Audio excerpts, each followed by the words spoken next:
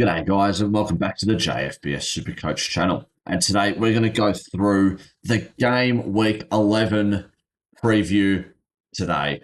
Um, as you can tell, I'm in a better mood considering that the review of game week 11, game week 10 was so much better. So let's get stuck into it, honestly. I want to kind of post this as soon as I can.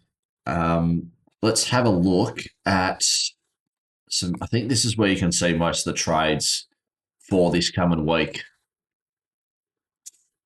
if it likes to load. So these are the most trades. We'll do most traded out. So Jack Grealish is the most traded out. Very interesting. I don't think he should be. I don't know. I'm saying as an Everton fan, maybe he's dropped off and what's the word? He's kind of dropped off in form. I don't know if that's true or not, but I'm keeping him because he's not the worst player for me to field. So I mean, I'm happy to field him. Leslie Ugo Chukwu. Leslie, keep forgetting his first name. Leslie is on the chopping block. He will be on the chopping block for me, definitely. He's made 200k. He made a couple million last week. So it's a good rental for him. Reinders going down in price, lost 1.2 million. Was he the guy with -6? Hope not. If this likes to load, 1. Yeah, so after a bit of a decent start, decent 5 to 7 weeks, he's really kind of dropped off. So fair enough if you want to trade him. Longstaff is another guy I'm going to be trading today, 10.3. He's made his money. Very happy about that. Xavi Simons,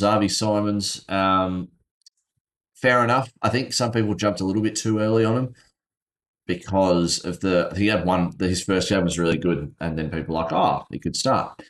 So yeah, fair enough that you want to trade him, but at 4.8, you're probably not getting much. Nick Voltemard, I'm so glad I didn't bring him in. Thank you so much. Who was it? I think it was Lachlan. Thank you very much for that tip. I kind of saw like these first, was it 5 weeks? And I was like, that's pretty good.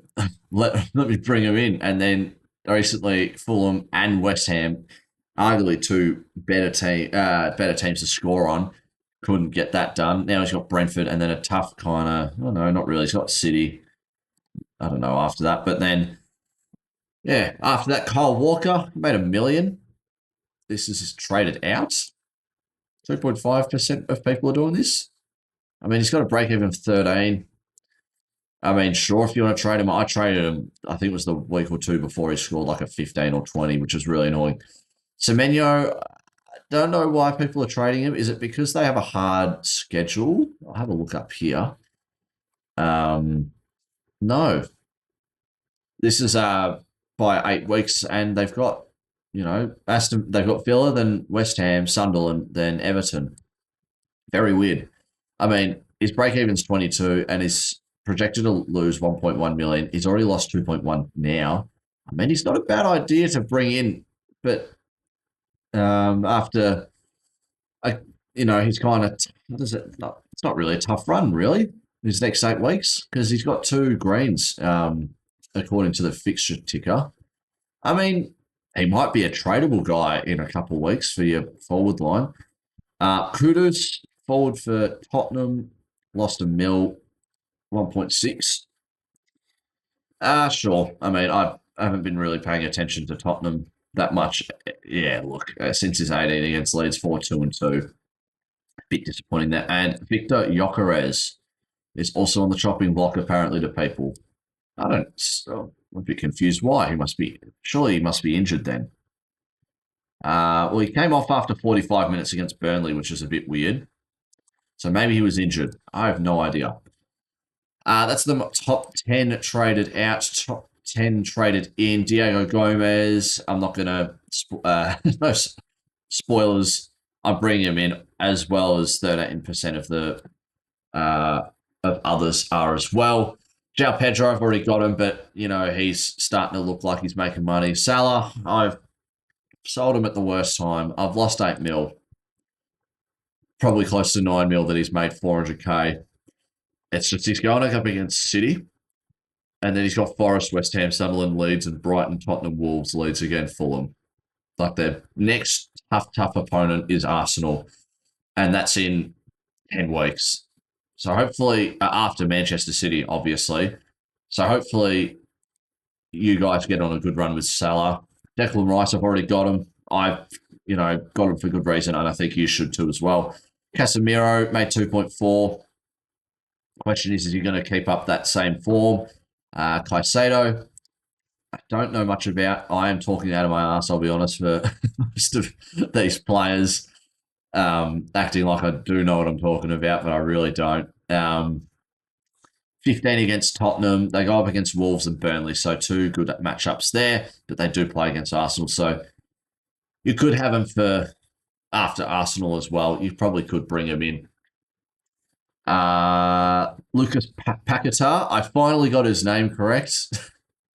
You just listen. I was just watching. I think it was the highlights, and you can hear Paquetá. So hopefully that's the right bloke I'm talking about. But he's also traded in after his kind of hot start of the season. He's come back with a 19.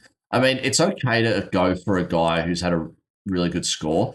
I read somewhere on a live stream that people are chasing last week's scores, which I mean, you can. Why shouldn't you personally? Because their break even is going to be super low, and worst case scenario, they still make you money and they have a shit score.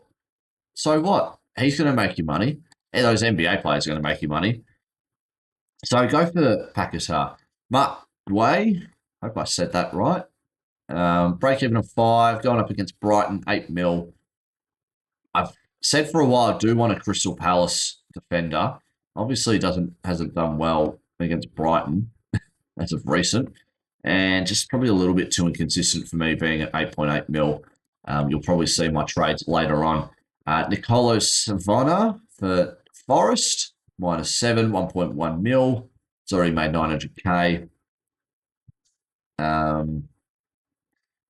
His third 90-minute game out of 5 that he's played. He's going up against Leeds, but then he doesn't have his Liverpool.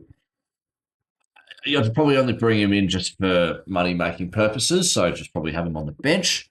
Virgil van Dijk, sure. 6 mil Liverpool defender. That's pretty decent. Maybe I need to think of bringing him in. Yeah. It's just recent run, I guess. Start of the season, you've got Bournemouth, Newcastle. He played well against Arsenal and Burnley, so 13-14, and then hasn't done great up until last week where he scored 9 against Villa.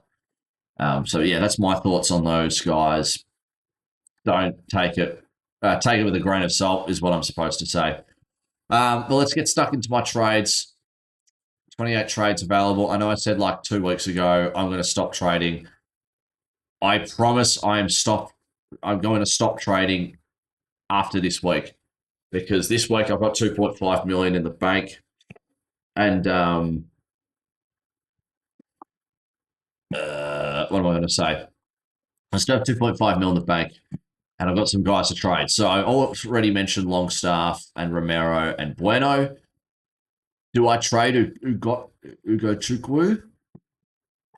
That's for maybe not next week. Maybe not stopping after this week, but let next week Ugo Chukwu can probably go. But the guys that I'm definitely trading is Longstaff and Romero. And the bloke I'm definitely bringing in is Diego Gomez, who played well for Brighton last week. I've got 14 mil on the dot, what I want to do. So then the questions ask, well, I could trade Bueno. I think this was my original trades. I'll just bring it up on my phone real quick. Do you know what? I like that. I'll do that. So it was to not getting rid of Bueno and getting rid of Leslie here. And the guys I was bringing in, which I'll tell you in a sec. I mean, I think Diego Gomez is a guy that you should definitely go for just because um, he's just going to make you money at 5.9 mil, expected to make two. He'll end up at seven if he does score 10. And even if he doesn't, like if he scores at five, he's still going to make you money the week after, like around a mil, I'd like to say, because that 32 is a big number. Like that was Longstaff's number and that was Stack's number when I had them. And look how much money they've made me. So I think Diego Gomez should be the option to go for if you needed a trade. Next bloke, I'm bringing Daniel. Is it Daniel? Oh my God. Yes. I'm horrible.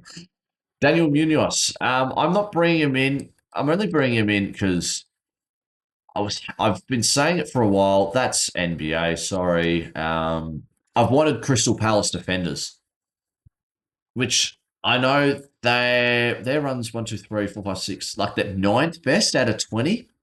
And their next four is pretty decent with two green ticks there. But then they do play Man City, but they've got Leeds away and Tottenham at home and Fulham away as well. So it's not too hard for them. I think it's not bad. And I've kind of wanted Crystal Palace defenders, even though their first like 10, first 8 weeks were really good. Yeah, so 10, 13, 14, 11, 20, 14. He's gone down in price by 460k. I can't really think of any other blokes to trade for from Crystal Palace because I do want a Crystal Palace defender, and I know he's the most expensive. Let's just do defender Crystal Palace here. No, that's with him because they play with the same 5 each week. They all average high numbers. Like I'm not bringing in Richards or Tyreek Mitchell. Lacroix. It's either him, Guay, or Munoz. And the way I've got it, it kind of sits perfectly for me to go with Munoz. But, I could save another 3 mil. Like if I went with Gay, for example, I have 12 mil. Or if I went with Lacroix with 7 mil. And then I'll just do mids here. And then highest price. I can afford anyone, which is really good. But am I going to? No, because it kind of works perfectly if I go with I don't know, it's kind of a flip of the coin for me when it comes to those Crystal Palace defenders. So I'm just going to go with Munoz because he's averaging the most the past 3 and 5 weeks, averaging the most just in general. I'm going to bring him in, which gives me 9.98 mil. And it's the perfect amount of money. Technically perfect. To bring in Bruno Fernandes. Now, I've got him in my EPL draft team that I did early in the year with my mates. And I've got him in, and I've loved him. Because really, that 9 average, you're going to look and go, well, Fernandes could have had better. And he's gone down 1.6 mil. Look at this. Since Chelsea, he's had one bad game, and that was -2, and that's where he lost 1.9 mil. So getting him at just under 10 mil is really good. And I'm really happy that I'm able to afford him. They do have a good run as well. That's EPL. So they've got Tottenham, then they've got Everton home, Crystal Palace, West Ham, and Wolves. That's a great trades for me. So let's complete those. I feel so much more confident about my team now for going into game week 11. Let's just optimize it real quick, if it allows me. What has it got? And I'll have Grealish starting over Gomez. It's got me with a projected 133, which is pretty good. I've got a very solid team. Who's Arsenal? I think Saka. Well, they've got Sunderland. So I think my team's really solid, and I really, really like it. And I think I'm gonna keep the vice captain on Rice because of his goal scoring ability. And if not, it's just going to fall back on Haaland. Even though it's the last game of the round, I'm just going to bite the bullet. When does Arsenal play? On Sunday, and then it's Monday. So I have a whole day to fix it. Unlike the mistake I made a couple of weeks ago, which stuffed up my score. But yeah, that's my trades for this week. Hopefully they do me good. I'm thinking I'll have 24 by the end of next week, and then that's 12. And then I've got 24 trades in 26 weeks. So it's about a trade around.